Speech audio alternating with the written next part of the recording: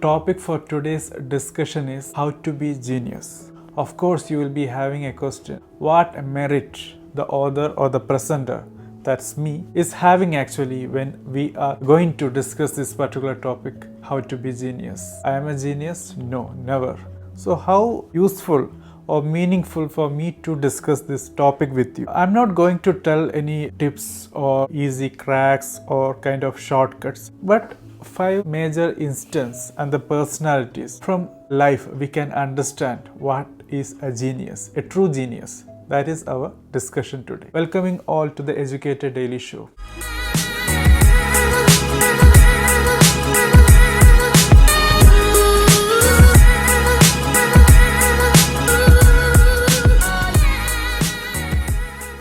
So friends, how to be genius? That is a question we are going to answer in this particular episode. In order to answer that question, we are actually answering another question, which is what is genius? 5 instances we are going to handle. So there are 5 myths. We will be having a myth, we will be having a myth burst, and we will be having the reality. We will be having a case study or the personality and incidents or the scenario from that person's life. What is proving our point in this episode? So first is not success always, but failure management. Meaning most of the people think genius is about success always. It's not like that.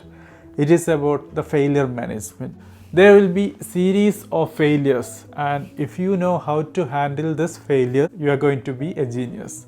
So you have to learn the art of going through different failures, different phases of failures, and you have to stand again on your feet. Then you have to reclaim your success. So it is always about managing your failure, getting back to your feet, claiming back your seat. How we are going to understand this particular thing? We have a major personality, a legend, Thomas Edison, and story of the bulb filament prove our point. So if you are interested how this can be done, of course you have to read a book about Thomas Edison, career path he followed when the bulb filament got invented. Even you can watch a documentary also. Second, the myth is doing many things supposed to be a symptom of a genius, which people or society thinks. Not doing too many things, but focusing is the main criteria to become a genius. So from where you are going to understand this particular trait?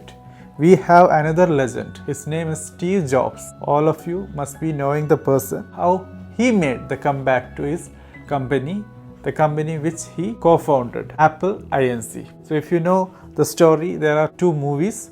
You can watch them. There are documentaries. There are more than 10 books. You can read any of them and you can understand how this point stays relevant. Try to focus on certain things in your life and try to study more, do some work, involve yourself in researches and learn more.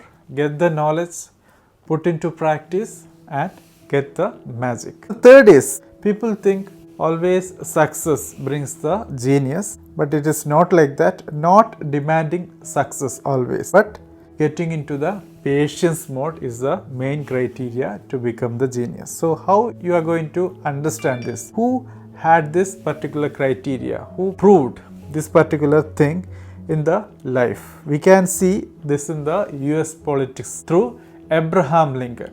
How many failures he had, how many personal tragedies he had, how many political disasters he had, but still he came back. That is the story of Abraham Lincoln.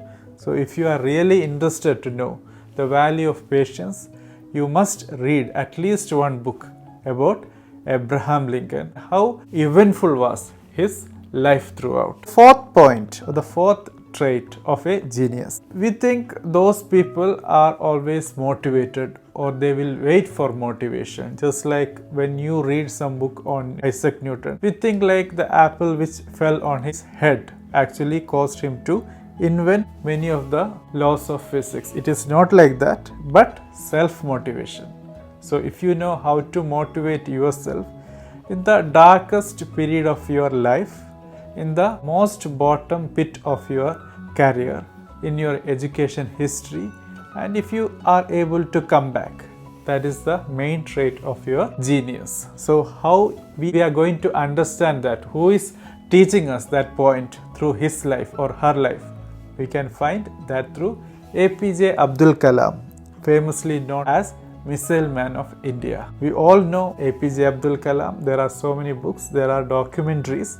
If you are really interested, you can go through them and you will understand how self-motivation made APJ Abdul Kalam the legend in our history. For the fifth and the last point for today's discussion, that is the fifth criteria of a genius. Not losing the faith in your own ability, but retaining the hope. Having the hope is the vital criteria a genius should be having and will be having. And how we are going to understand this trait? We have Nikola Tesla. We all know this name through AC current.